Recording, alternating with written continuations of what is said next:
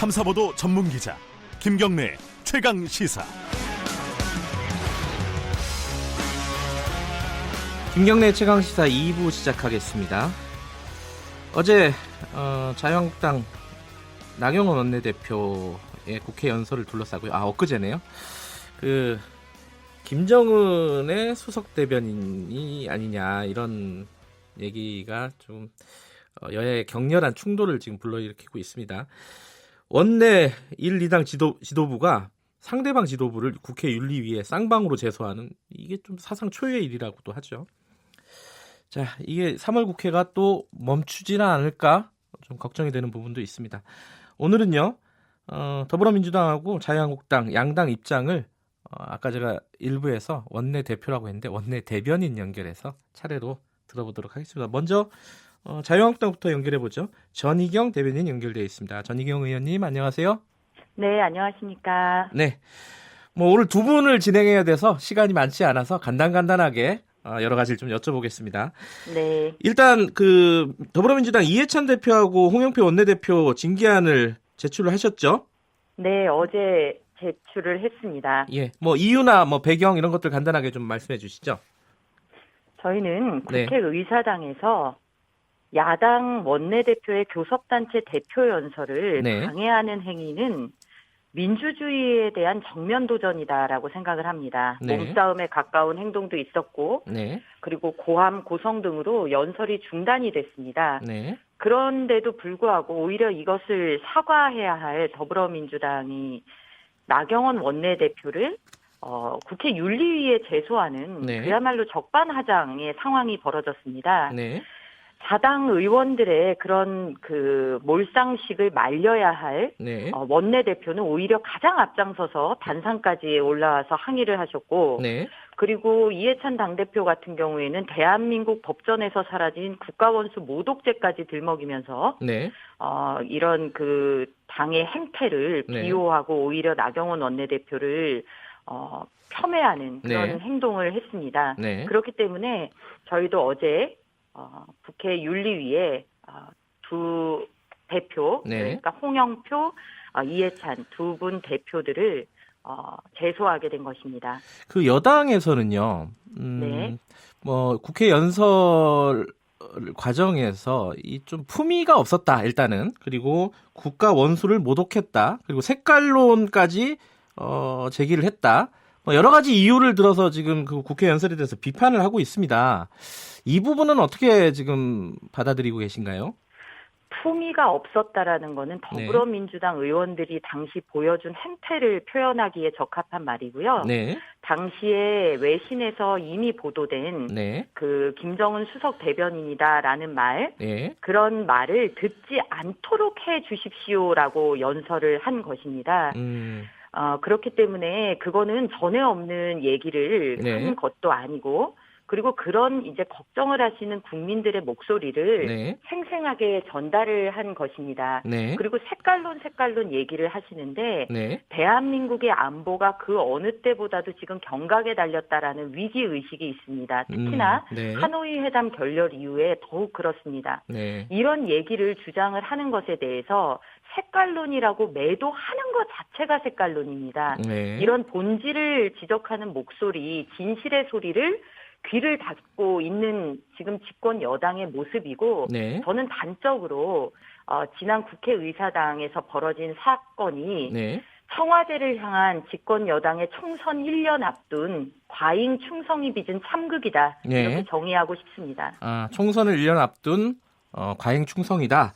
근데 이제 반대로요, 일각에서는 총선을 1년 앞두고 나경원 원내대표가 태극기 부대 그리고 보수층의 결집을 위해서 이게 의도된 어떤 발언이다. 그러니까 이 더불어민주당의 이런 강력한 반발을 일부러 의도했다. 이렇게 지금 해석하는 쪽도 있어요. 이거는 어떻게 생각하세요?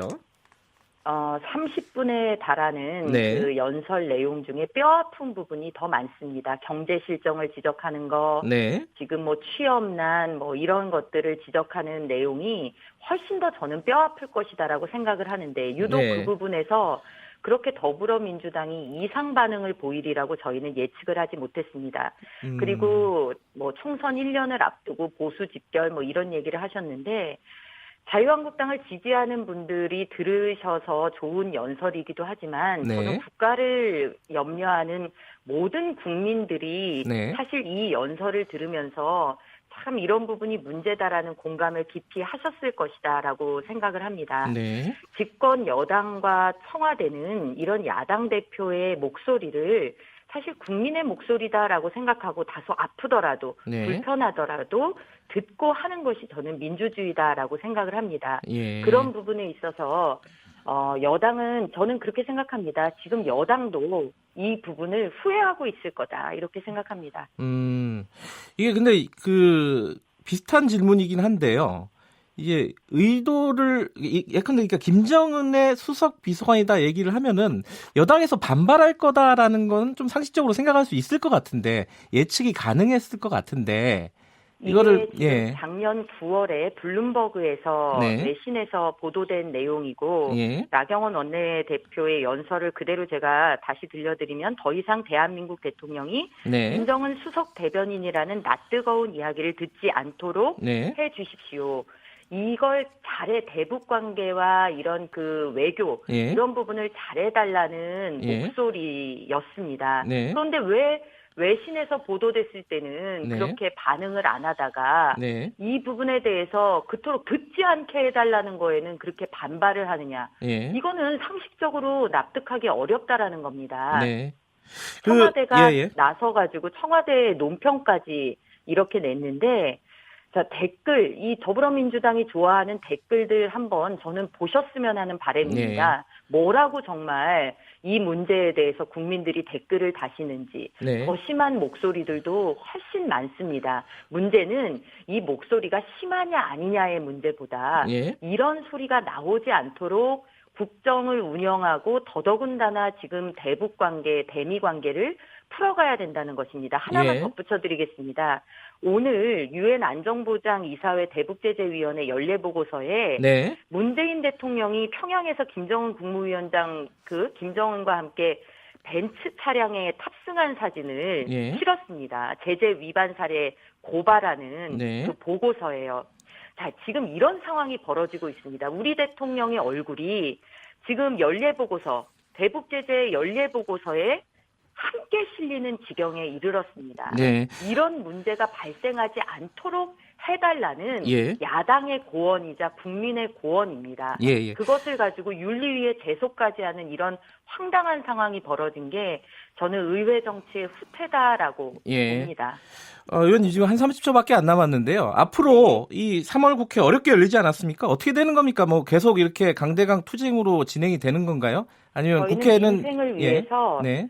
저희는 민생을 위해서 3월 국회에 조건 없이 등원했습니다. 네. 그런 면에서 지금 더불어민주당이 패스트트랙으로 모두 다 처리하겠다라고 하는 문제성 법안들 네. 이런 것들을 국회 내에서 정말 왜 문제가 있는지 지적하면서 논의를 해 나가도록 그렇게 하겠습니다. 국회를 닫거나 뭐 장애 투쟁에 나선거나 이러지는 않겠다 이런 말씀이신 거네요. 지금 그 부분은 제가 독단적으로 말씀드릴 상황은 아닙니다만 예. 저희는 어쨌든 3월 국회가 민생을 위해서 중요해서 들어간 만큼 네. 더불어민주당의 향후 행보를 유심히 지켜보도록 하겠습니다. 알겠습니다. 오늘 여기까지 듣겠습니다. 고맙습니다. 네, 감사합니다. 자유한국당 전희경 대변인이었고요. 더불어민주당 강병원 원내대변인 연결돼 있습니다. 안녕하세요. 예, 안녕하세요. 강병훈입니다. 들으셨죠? 전희경 대변인 말씀. 예, 들었습니다. 예. 일단 그 전희경 대변인 말씀 중에 반박할 얘기 있으면 한마디 먼저 들어보죠. 일단은 외신 인용이라는 표현을 자꾸 쓰고 있는데요. 네. 그 대통령과 국민에 대한 모욕적 언사가 있었고 네. 여기에 대해서 비판 여론이 커지자 네. 내 뜻은 아니야. 예. 그냥 나는 외신을 인용했을 뿐이야라는 말로 네. 회피하려고 하는 것 같은데요. 네. 굉장히 무책임하고 비겁한 변명이라고 생각이 듭니다. 결국은 무엇을 인용을 했든 네. 본인의 생각에 적합한 표현이기 때문에 갖다 쓴 것 아니겠습니까? 네. 정치인들이 그런 표현들을 많이 쓰고요. 당연히 본인의 발언에 대한 책임을 져야 되고 특히 공당의 대표라면 그 책임은 더욱 무거울 거라 생각이 듭니다. 과연 정당에서 대변인은 누가 임명합니까? 바로 정당의 대표가 임명합니다. 네. 나경원 원내대표도 원내대변인을 임명합니다. 그러면은 김정은 위원장이 문재인 대통령을 대변인으로 임명한 하수인처럼 네. 취급한 망언인 거죠. 네. 주권자인 우리 국민이 직접 뽑은 대통령을 색깔론을 동원해서 모독한 것입니다. 이것은 우리 국민과 대한민국을 모독하는 행위가 똑같은 것입니다. 정말 이 극우적 망언이고요. 과연 우리 국회 본회의장에서 어느 수준까지 이 발언들이 용인돼야 될까? 저는 우리 국민들이 다 판단하실 거라고 생각이 듭니다. 지금이라도 네. 나경원 원내대표는 이런 극우적 망언으로 대통령과 국민을 모독한 발언에 대해 사과하는 것이 책임 있는 정치인의 저는 자세라고 말씀드리고 싶습니다. 그런데 지금 전희경 대변인 말을 좀 요약을 해보면은 뭐 국가를 위한 발언이었고 문제는 원내대표 그러니까 홍영표 원내대표가 국회에서 야당의 국정연설을 저지시켰다. 중지시켰다. 이 부분을 더 크게 문제를 삼는 것 같아요. 이 부분은 어떻게 받아들이십니까? 일단은 저희가 윤리에 제소한 것은요. 네. 물론 나경원 원내대표의 그런 극우적 발언으로 네. 국회가 아수라장이 됐습니다. 여기에서부터 일단 출발을 한 것이고요. 네. 그런 교섭단체 대표의 국회 본회의장에서 연설이 용인돼서는 안 된다고 저희는 생각을 합니다. 네. 정치에도 금도가 있다고 네. 손학규 대표께서도 말씀하셨는데요. 나경원 원내대표는 연설을 시작하면서부터 이렇게 얘기를 합니다. 좌파 정권, 좌파 독재, 운동권 애교, 좌파 포로 정권 등 정말 우리 국민들이 정말 어떻게 한국당 교섭단체 대표 연설에서 저런 말들만 나올까? 색깔론으로 일관돼서 대한민국을 저주하는 연설이 처음부터 끝까지였습니다. 마치 태극기 부대에 바치는 헌정 연설이 대한민국 국회 본회의장에서 열어지고 있었습니다. 여기는 태극기 부대 집회장이 아니지 않습니까? 그러니까 저기 그 전희경 대변인의 말은 내용을 떠나서 이 교섭단체 연설을 중단시키는 게 맞느냐, 뭐 이 부분에 대한 얘기도 있었거든요. 이건 어떻게 생각하시는지? 강력하게 항의할 수 있고요. 네. 저는 그런 본회의장에서의 연설이 저희는 용납돼서는 안 된다고 생각합니다. 예. 저희는 그런 강력한 의지를 표현을 한 것이고 거기에 연이어서 다시는 이 교섭단체 대표 연설에서 이런 극우적 망언들이 등장하는 것을 막기 위해서라도 윤리위에 제소를 한 것입니다. 그런 얘기가 있습니다. 이 더불어민주당이 어제 이제 박지원 의원도 저희와 인터뷰에서 얘기를 했는데 더불어민주당이 나경원 원내대표의 발언을 오히려 키워준 게 아니냐. 이 너무 강하게 반응을 하다 보니까 오히려 이제 자유한국당 나경원 원내대표의 수에 말린 거다. 이렇게 평가를 하는 경우가 있던데 이건 어떻게 평가하세요? 뭐 정치에서는 다 옳고 뭐 잃는 것과 얻는 것이 있을 텐데요. 네. 제가 봐서는 나경원 원내대표가 이 교섭단체 연설, 문재인 대통령을 김정은의 수석 대변인이라고 규정하는 순간 저는 자유한국당 내에는 더 이상 합리적 보수가 설 자리는 없어진 것이라고 저는 봅니다. 한국당 전당대회를 보면은요, 탄핵을 부정하고 태블릿 PC 조작서를 주장을 했던 황교안, 김진태를 지지한 사람들이 50%, 18%에서 68%였습니다. 그 내에서 보수의 어떤 갈 길을 찾으려고 했던 목소리는 아예 사라져버렸죠. 제가 봐서는 나경원 원내대표 스스로 나도 황교안과 똑같은 사람입니다. 나도 김진태의 길을 가겠다고 선언한 것이나 마찬가지죠.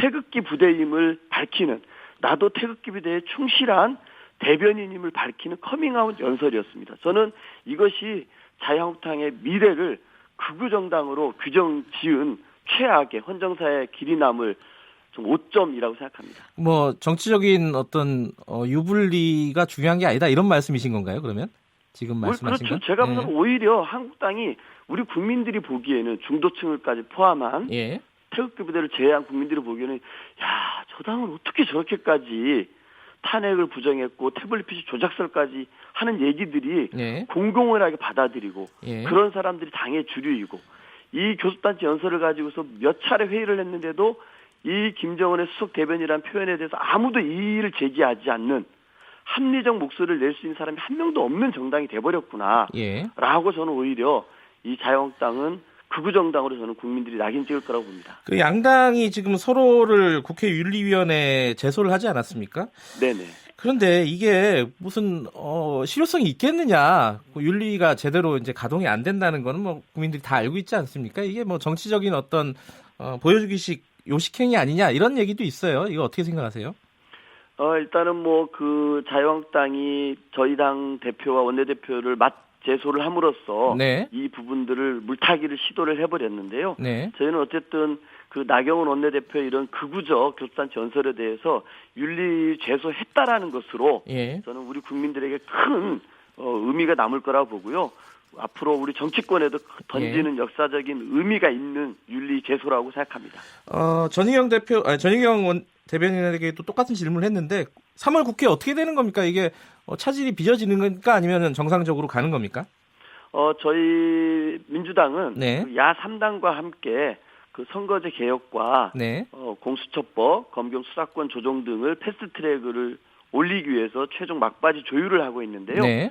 저희는 3월 임시국회도 우리 국민들께 약속했던 선거제 개혁 그리고 개혁 입법 과제들이 흔들림 없이 추진되도록 최선을 다해서 임할 생각이고요. 예. 이 과정에서 자유한국당은 지난 12월 15일에 연동형 비례제를 도입하겠다고 합의를 했었고 선거법 개정에도 함께하기로 했음에도 불구하고 이런 약속을 다 휴지조각처럼 만들어버리고 오히려 내각제 개헌을 주장을 하고 비례대표제 폐지를 주장하는 오히려 선거제 개편안을 새 방안을 내놓고 있는 것이 너무나 안타까운 상황입니다. 그래도 양쪽에서 다 국회를 닫겠다는 얘기는 안 하시는군요. 다행이네요. 자, 오늘 말씀 여기까지 듣겠습니다. 고맙습니다. 예, 감사합니다. 더불어민주당 강병원 원내대변인이었습니다.